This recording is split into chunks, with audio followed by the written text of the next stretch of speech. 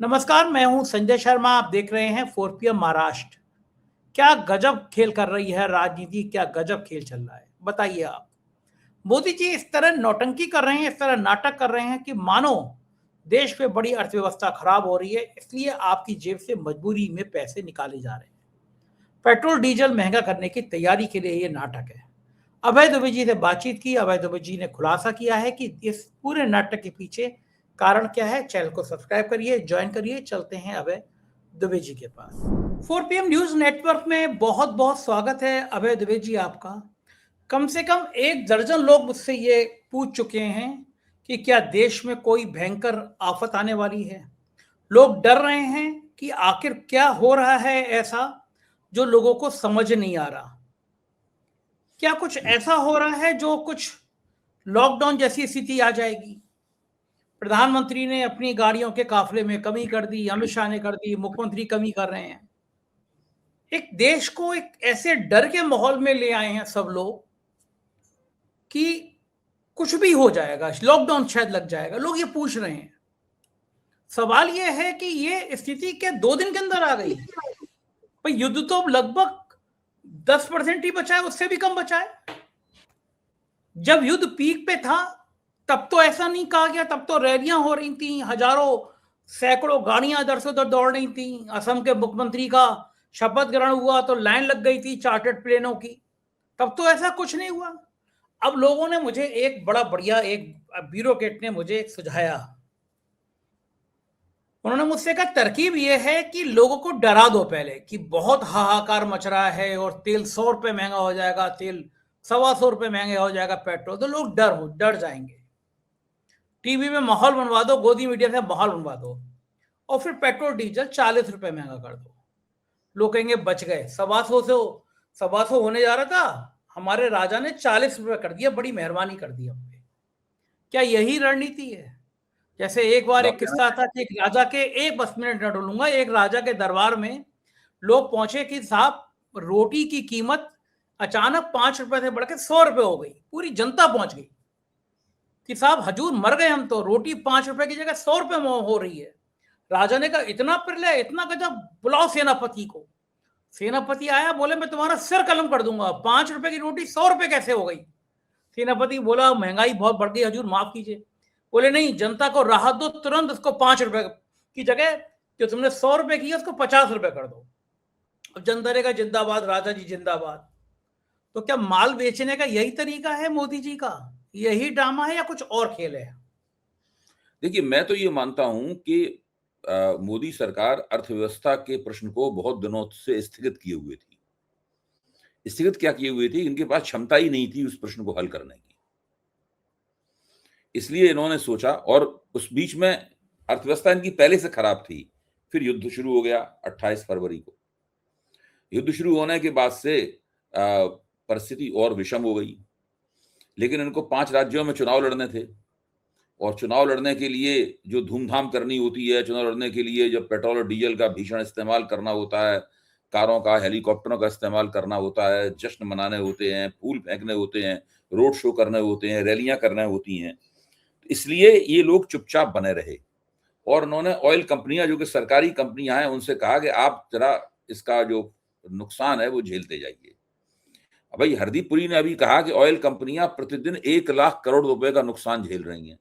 तो ये नुकसान चुनाव के बाद होना ही थोड़ा शुरू हुआ है। ये तो चुनाव से मतलब 4 मई के बाद होना ही थोड़ा शुरू हुआ है। ये तो शुरू से हो रहा है चुनाव नुकसान, ये 1 लाख करोड़ का। तो भारत की तेल कंपनियों को 1 लाख करोड़ रुपए के नुकसान में पूरी चुनाव की अवधि में इस सरकार ने डाले रखा। अच्छा, दूसरे डॉलर के मुकाबले रुपए की कीमत बहुत पहले से गिर रही है। और इस बीच में क्या हुआ कि जो विदेशी निवेशक थे, खासतौर से वो विदेशी निवेशक जो कि स्टॉक मार्केट में फॉरेन फाइनेंशियल इन्वेस्टर्स, FIIs बोलते हैं उनको, मतलब है, तो वो बड़े पैमाने पर अमेरिका के स्टॉक मार्केट की तरफ जा रहे थे, क्योंकि अमेरिका का स्टॉक मार्केट बहुत हेल्दी है इस वक्त, और वहां पे बॉन्ड्स वगैरह में और दूसरी जगहों में काफी इनकम है। तो वो लोग इधर से जा रहे थे फिर लगातार, तो यहां से पैसा लगातार निकल रहा था। चूंकि इनका कोई एक्सपोर्ट इनकम में कोई बढ़ोतरी नहीं हो रही थी, कोई भारत में नया इनकी जो स्थानीय पूंजीपति थे कोई निवेश नहीं कर रहे थे, तो इस पूरी प्रक्रिया में हुआ ये कि एफडीआई भी आनी बंद हो गई और स्टॉक मार्केट में जो डॉलर आ रहा था, जो इन्वेस्टमेंट आ रहा था, वो भी बंद हो गया और कम होना शुरू हो गया। दूसरी तरफ युद्ध के कारण जो मिडिल ईस्ट से, मध्य पूर्व से जो रेमिटेंस आता था, वहां से लोग कमा के जो पैसे भेजते थे, वो भी बंद हो गया। यूरोप में भी महंगाई बढ़ गई, तो वहां पे जो भारतीय रहते हैं पैसे भेजते थे, उन्होंने भी अपने पैसे कम भेजने शुरू कर दिए। और चूंकि एनर्जी सप्लाई का शॉक लगा और जो पेट्रोलियम पदार्थ हैं, जो हाइड्रोकार्बन है, उन्हीं की वजह से उससे उर्वरक भी बनता है, उन्हीं से खाद बनती है, उन्हीं से इंडस्ट्रियल औद्योगिक इस्तेमाल के लिए डीजल आता है। पेट्रोल का इस्तेमाल तो ज्यादातर निजी मामलों में ज्यादा होता है, लेकिन औद्योगिक इस्तेमाल तो डीजल का होता है। गैस का औद्योगिक इस्तेमाल होता है। इन तमाम चीजों की सप्लाई में कमी आने के कारण बहुत सारी फैक्ट्रियां बंद हो गई, बेरोजगारी बहुत बढ़ गई और पूंजीपतियों ने भी, मैं उदय कोटक को सुन रहा था, पूंजीपति भी लगातार ये कहने लगे कि एक बहुत बड़ा संकट आने वाला है। इस पूरी प्रक्रिया में इनका जो विदेशी मुद्रा कोष था, वो विदेशी मुद्रा कोष तेजी के साथ घटा। आज भारत में जो विदेशी मुद्रा कोष है, वो पहले के मुकाबले 10% कम हो गया है। ये एक बहुत बड़ी रकम है, ये एक बहुत बड़ी गिरावट है, 10% कम हो गया है। उसके बढ़ने का भी कोई मौका नहीं है। सरकार ये सब बातें लोगों से छिपाती है। सरकार और मोदी जी के जो तमाम विभिन्न किस्म के विभाग हैं, वो बिल्कुल ठीक काम नहीं कर रहे हैं। बहुत से लोग जो सरकार के पहले प्रशंसक थे, मोदी जी के प्रशंसक थे, अब इनके विरोधी हो गए हैं। वो कह रहे हैं कि मोदी जी अर्थव्यवस्था को तबाही की कगार पे ले जा रहे हैं। मैं एक उदाहरण देता हूं, विजय सरदाना है। विजय सरदाना एक जमाने में सरकार के कामकाज को बड़ी उम्मीद के साथ देखते थे। अब अभी जो वीडियो बनाते हैं, आप उन वीडियोस को देखिए।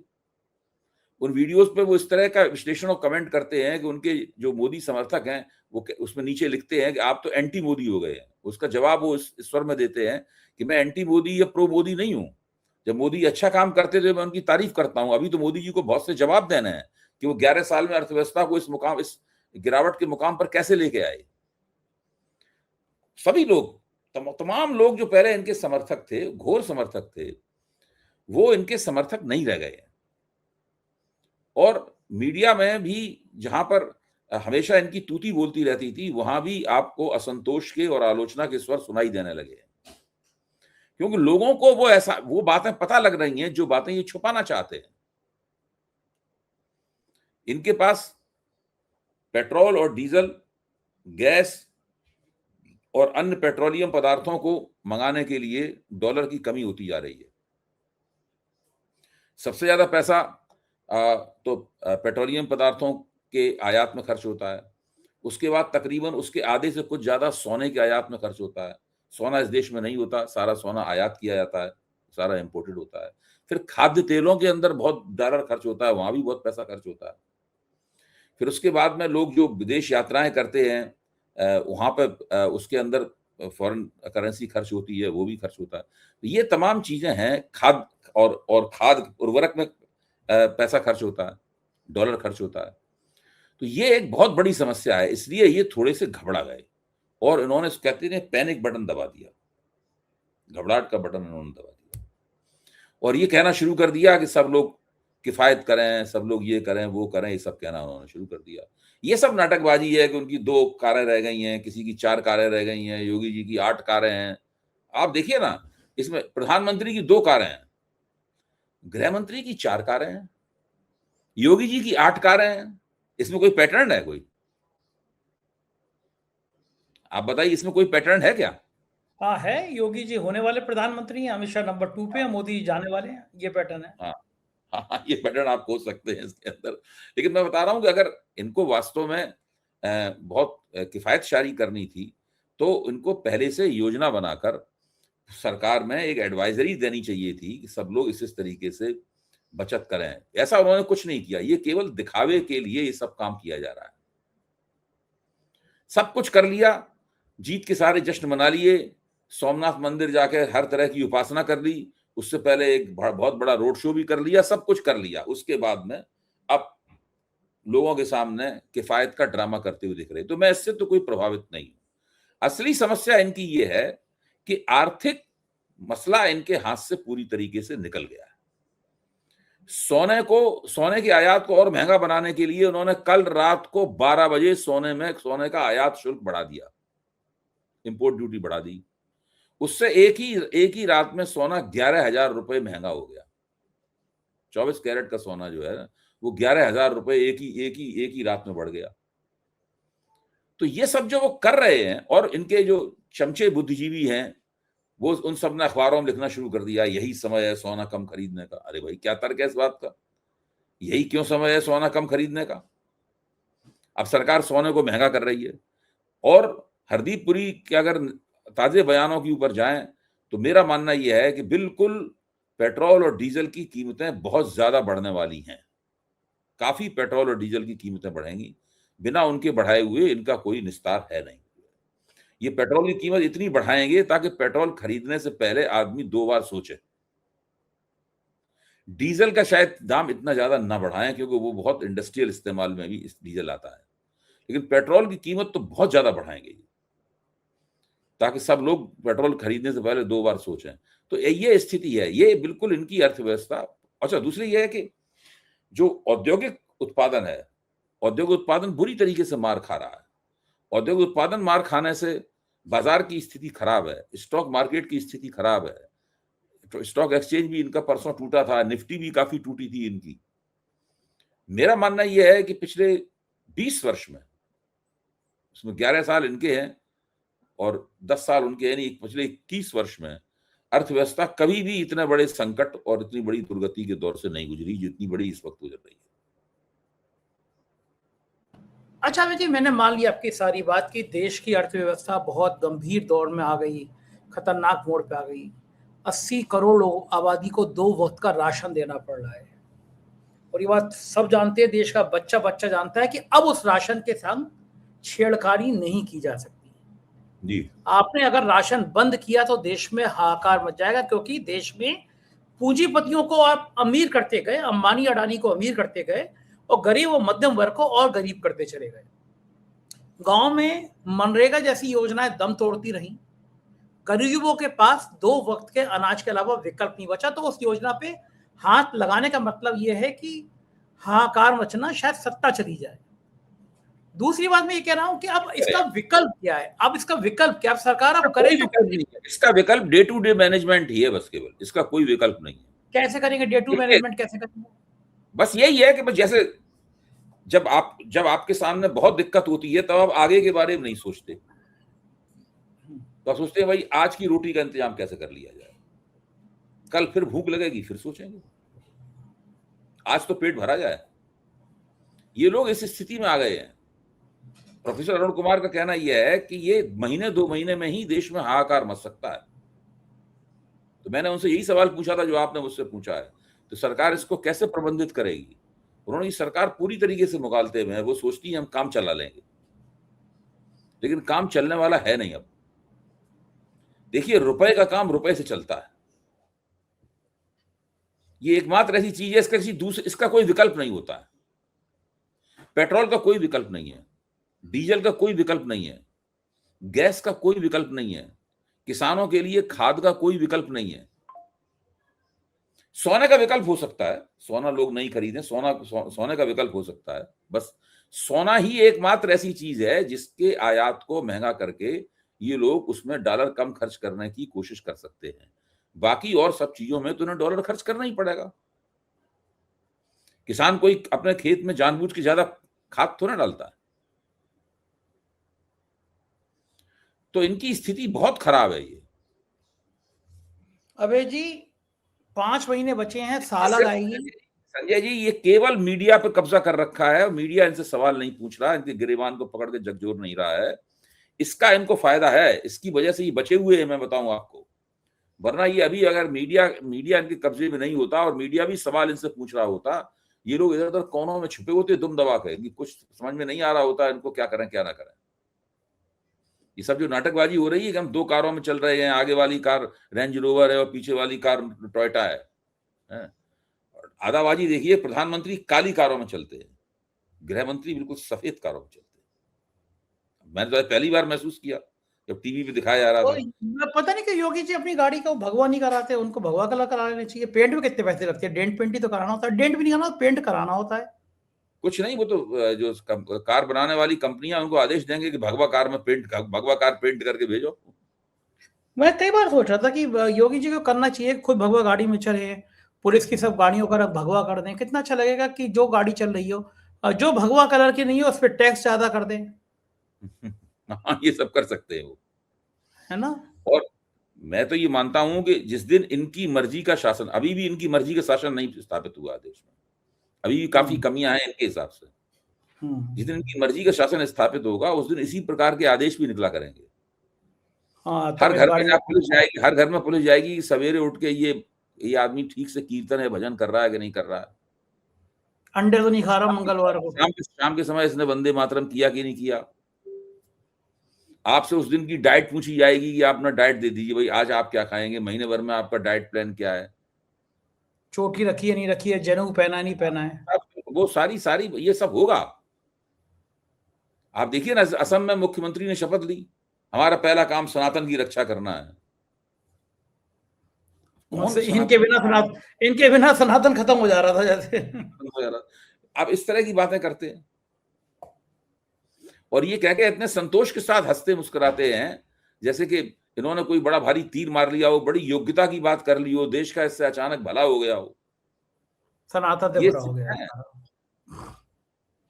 आजकल सोशल मीडिया पे एक भयंकर विवाद चल रहा है। राजकुमार भाटी ने उनकी लाइन को काट के एक लाइन को जोड़कर कर दिया और पूरे सब लोग जुट गए कि ब्राह्मण समाज का अपमान हो गया, ब्राह्मण समाज का अपमान हो गया। भाटी ने हालांकि भाटी ने कहा भी मेरा मतलब ये नहीं था, पूरी लाइन सुनाई कि किस तरह उनके सहपाठी पिछड़ी जातियों को लेकर, गुर्जर समाज को लेकर अपमानित करते थे, तो बदले में ये दोहा सुनाने को कहा गया, लेकिन वो लाइन काट दी गई। और चूंकि राजकुमार भाटी एक ऐसे प्रवक्ता हैं जो अपने तार्किक आधार पर गोदी मीडिया के चैनलों पर धज्जियां उड़ा देते हैं। मैं तो मानता हूं कि समाजवादी पार्टी के सबसे योग्य प्रवक्ताओं में से हैं, पढ़े लिखे हैं, विद्वान हैं, और उनको इस तरह परेशान किया जा रहा है। अब क्या ब्राह्मणों में कुछ, एक बार वो मनोज वाजपेयी जी की पिक्चर आई थी घूसखोर पंडित, उस पर विवाद खड़ा हो गया, लेकिन स्वामी शंकराचार्य के चेलों की चोटी पकड़ पकड़ कर मारा गया, उसमें आज तक पंडितों को गुस्सा नहीं आया, उस पर अभी तक अभियान नहीं चला। सरकार ये मानती है कि हमने धार्मिक जो जगत था उसको कैप्चर कर लिया है। सरकार ने कई चीजों को मानती है उसने कैप्चर कर लिया, और है भी, कैप्चर है भी। मीडिया कैप्चर्ड पूरी तरीके से, चुनाव आयोग कैप्चर्ड। न्यायपालिका को मैं नहीं कहूंगा क्योंकि मैं उसमें फंस जाऊंगा कि वो कैप्चर है कि नहीं है। मुझे तो न्याय मिला है, मुझे तो न्याय मिला है न्यायपालिका को, तो इसलिए मैं नहीं कह रहा हूं उसको। इसी तरह वो मानते हैं कि जो धार्मिक दुनिया है, कर्मकांडों की दुनिया है, साधु संतों की दुनिया है, इसको भी हमने कैप्चर कर लिया है। इसलिए जो हमारे खिलाफ इसमें बोलेगा उसको हम बाहर निकाल के कहेंगे तू तो वो है ही नहीं जो अपने आप को दावा करता है। यही अभी मुक्तेश्वरानंद जी के साथ इन लोगों ने किया। हिम्मती आदमी है, डट जाते हैं एक बार तो वो हटते नहीं है अपनी जगह से, तो वो डटे रहे, उन्होंने तुर्की बतुर्की हर चीज का जवाब दिया। आखिरकार उनके खिलाफ प्रचार अब बंदी हो गया, वो बात भी पुरानी हो गई। कभी भी फिर उखड़ सकता है, फिर दोबारा उसके खिलाफ वहां पुलिस जा सकती है, कुछ भी कर सकती है। जब से उनको कोर्ट ने उनको जमानत दे दी ना उस मामले में, जो उनके ऊपर एक पोक्सो का मामला लगाया गया था, उसमें जब से उनको एंटरिम जमानत मिली है तब से मामला बंद हो गया, क्योंकि वो फिर उनकी गिरफ्तारी की पूरी साजिश थी। वो पोक्सो का मामला क्यों लगाया गया था? वो तो गिरफ्तारी के लिए लगाया गया था ना। ये उड़ाया गया साहब कि वहां पे एक स्विमिंग पूल है, स्विमिंग पूल में मस्तियां की जाती हैं वगैरह वगैरह। फिर मुझे उनके एक शिष्य ने, पुराने शिष्य प्रशंसक ने बताया कि जो स्वामी स्वरूपानंद जी थे, इनके गुरु शंकराचार्य स्वामी स्वरूपानंद जी, वो चूंकि उनको पानी के अंदर जल चिकित्सा का सुझाव दिया गया था, इसलिए वो एक पूल बनवाया गया था, इसमें वो उनकी जल चिकित्सा वगैरह होती थी। और उनके देहांत के बाद उस पूल में पानी नहीं भरा जाता है, बल्कि उसमें सामान भरा रहता है उस पूल में।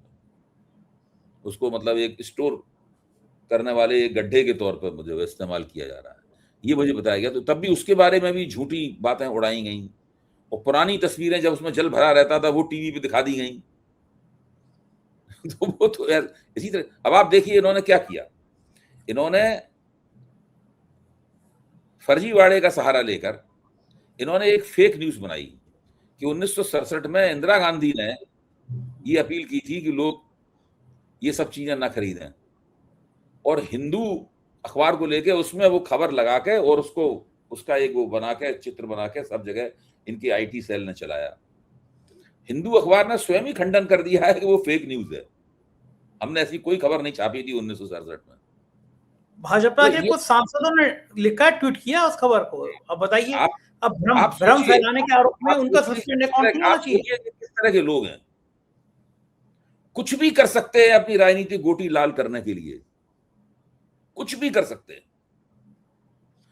ये मरे हुए इंसान को जिंदा घोषित कर सकते हैं और जिंदा इंसान को मरा हुआ घोषित कर सकते हैं। बाद में जब पकड़ जाएंगे तो कहीं ही कर देंगे, चुप हो जाएंगे, नई साजिश के बारे में सोचने लगेंगे। जो भाजपा का डर्टी ट्रिक डिपार्टमेंट है ना, कांग्रेस के पास भी एक डर्टी ट्रिक डिपार्टमेंट हुआ करता था एक जमाने में, वो तो अब तो ऐसा लगता है कि वो उसका चेला है, भाजपा के डर्टी ट्रिक डिपार्टमेंट का वो चेला होगा। तो ये बात आम जनता को क्यों नहीं समझ में आती कि ये लोग इस तरह गुमराह करते हैं, धोखा देते हैं, तो वो थोड़ा सा उसके अंदर चेतना विकसित हो, समझ आइए सब। आप संजय जी ये भी देखिए ना कि इनको कितने वोट मिलते हैं लोकसभा में। भाई इनको आज तक 40% वोट नहीं मिले इनको, करीबन 63% वोट तो इनके खिलाफ पड़ता है। 63% वोट जो है वो गैर भाजपा पार्टियों को मिलता है। तो आप इससे अंदाजा लगाइए कि बहुत ये इतना प्रपंच करने के बावजूद भी देश की जनता का बड़ा हिस्सा इनके साथ नहीं है। आज तक इनको 50% से ऊपर या 40% से भी ऊपर वोट आज तक नहीं मिल पाया इनको, भाजपा को। ये जो अपने खिलाफ वोट हैं उन वोटों के बिखर जाने के कारण ये सत्ता प्राप्त करते हैं। तरह तरह की इन्होंने तिकड़में कर रखी हैं, हम और आप जानते हैं वो तिकड़में क्या है। तो ये जो है सच है, अर्थव्यवस्था का सच है, बाकी चीजें सच हैं। क्या ये अगर गोदी मीडिया के चैनल इनके काबू में रहेंगे तो क्या जनता तक ये पहुंचेगा नहीं, या जनता जागृत होगी नहीं? ये एक ऐसा सच है जिसको अब बहुत देर तक ये तिकड़म के जरिए छुपा नहीं सकते, वो निकल के आएगा ही आएगा। भाई जब इनको डीजल की कीमत दाम बढ़ाने पड़ेंगे, पेट्रोल के दाम बढ़ाने पड़ेंगे, गैस के दाम बढ़ाने पड़ेंगे, तो वो तो उससे महंगाई बढ़ेगी, हर चीज महंगी होगी। उससे जो लो इनकम, जो कम आमदनी वाला आय वर्ग है, जो कि बहुत बड़ा और विशाल है, उसके जीवन पे बहुत असर पड़ेगा, वो नाराजगी होगी। अब इसे नीट के पर्चे लीक हो गए। अब नीट के पर्चे लीक हो गए तो जो खुशहाल हिस्सा है, वो खुशहाल हिस्से में इससे नाराजगी होगी। किसी भी आबादी के किसी भी हिस्से के हितों का ख्याल नहीं रख पा रहे। भाई प्री मेडिकल टेस्ट में कौन बैठता है, इंजीनियरिंग की परीक्षा कौन देता है, ये जो बड़े बड़े टेस्ट और परीक्षाएं कौन देता है? तो खुशहाल परिवारों वाले, पढ़े लिखे परिवारों वाले लोग देते हैं, झुग्गी झोपड़ी में रहने वाले लोग थोड़ा ना देते हैं परीक्षा। तो सवाल इस बात का है कि जब उनके हितों की पूर्ति भी नहीं कर पा रहे ये, जो दरअसल इनके माँ बाप उनके समर्थक हैं, इनके ऐसे लोग भारतीय जनता पार्टी के बड़े जबरदस्त समर्थक होते हैं, वो भी जब नहीं कर पा रहे हैं, गरीब आदमी के जीवन को भी आसान नहीं बना पा रहे हैं, मध्य वर्ग के जीवन को भी नहीं आसान बना पा रहे हैं, इनको तो वोटर कभी ना कभी इनसे बदला लेगा बहुत जबरदस्त चमके। देखो ठीक बात है, लग रहा है कब तक ज्ञानेश्वर कुमार बचा क्या होगी नहीं कह सकते। मैं ये मानता हूं बदले की सबसे अच्छी शक्ल यही होगी कि मतदाता इनको वोट आउट कर दे, मतदाता इनको चुनाव में बुरी तरीके से हरा दे। बाकी मैं ये नहीं चाहता कि ऐसा नेपाल में हाल हुआ, ऐसा श्रीलंका में हाल हुआ, मैं इसके समर्थन में नहीं। बिल्कुल ठीक बात है, होना भी नहीं चाहिए, लोकतंत्र मजबूत रहना चाहिए। बहुत बहुत शुक्रिया अभय जी, आपने समय दिया, बातचीत की, थैंक यू। ये थे अभय दुबे जी। और आप सब भी डर रहे होंगे, मेरे से कई मित्रों ने फोन किया कि पता नहीं पेट्रोल डीजल कितना महंगा होने वाला है। सरकार नाटक कर रही है, माहौल बना रही है कि हम गाड़ियां कम चला रहे हैं, गाड़ियां कम कर दी, जिससे अगर पेट्रोल डीजल बढ़ाया जाए, रेट बढ़ाया जाए तो आप पर असर ना पड़े। मेरा मानना है कि आम आदमी पर असर डालने से पहले मंत्रियों के वेतन कम किए जाएं, उनके आलीशान बंगलों की रंगाई पोताई साज सज्जा 1 साल तक रोकी जाए, उनके गाड़ियों के काफिले के आगे पीछे चलने वाली गाड़ियां रोकी जाएं, सुरक्षा में कमी की जाए। हर बार आम आदमी की मध्यम वर्गीय परिवार के ऊपर यह कहर क्यों डाला जाए? अगर आप सहमत हो तो कमेंट करिएगा, चैनल को सब्सक्राइब और ज्वाइन कीजिएगा, क्योंकि मैं आपकी आवाज़ हमेशा कहता रहता हूँ। शुक्रिया, थैंक यू।